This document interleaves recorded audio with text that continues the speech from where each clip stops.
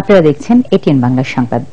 বিনা বিচারে নিরীহ মানুষের উপর গুলি বর্ষণকারীদের বিচার আগামীতে অবশ্যই হবে বলে মন্তব্য করেছেন বিএনপি চেয়ারপারসনের উপদেষ্টা খন্দকার মাহবুব হোসেন।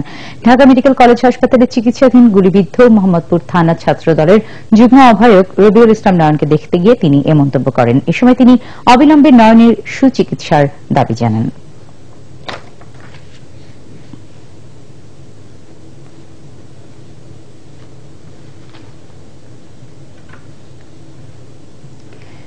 চলতি বছরের অগস্ট পর্যন্ত ২৩০ জন কন্যা শিশুকে ধর্ষণের শিকার করা হয়েছে, আর দেশের মোট কন্যা শিশুর ৭৮% অপুষ্টিতে ভুগছে। এছাড়া ৬৬% বাল্য বিয়ের শিকার।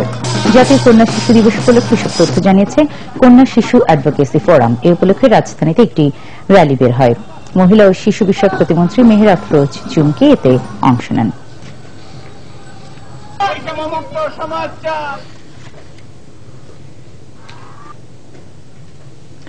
নানা আয়োজনের মধ্য দিয়ে পালিত হয়েছে শুভ মহালয়া। এর মধ্য দিয়ে শুরু হয়েছে শারদীয় দুর্গোৎসবের আনুষ্ঠানিক ক্ষণগণনা। সনাতন শাস্ত্র মতে অশুভ শক্তির কাছে পরাজিত দেবতারা একত্রিত হয়ে যে মহাশক্তি দুর্গার আবির্ভাব ঘটান, তার আলোয় সব অন্ধকার দূর হয়ে যায়।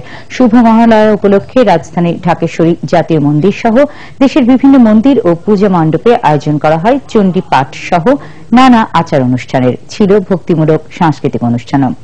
18 অক্টোবর শুরু হবে দুর্গাপূজার মূল আনুষ্ঠানিকতা। এই পৃথিবীতে মাঝে মধ্যে অশুভ শক্তি আসে এবং অসুরের আগমন ঘটে। সেই অসুররূপী ঘাতকরা এবং অসুররূপী সেই সন্ত্রাসীরা আগুন যুদ্ধের মধ্য দিয়ে বাংলার আত্মাকে পোড়ানোর চেষ্টা করেছে, কিন্তু পারেনি।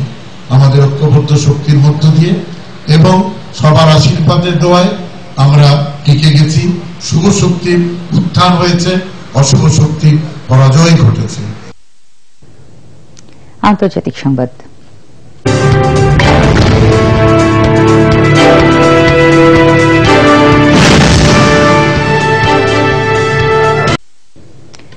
অর্থনীতিতে এবছর নোবেল পুরস্কার পেয়েছেন স্কটিশ অর্থনীতিবিদ অ্যাঙ্গাস ডিটন।